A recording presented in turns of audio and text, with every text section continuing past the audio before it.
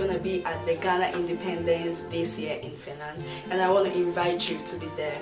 You're gonna learn a lot of things over there. You're gonna learn the colors of the Ghana flag, the meaning of the flag. By the way, the colors are red, yellow, green, and a black star in the middle. The red represents the blood of our forefathers who fought for us.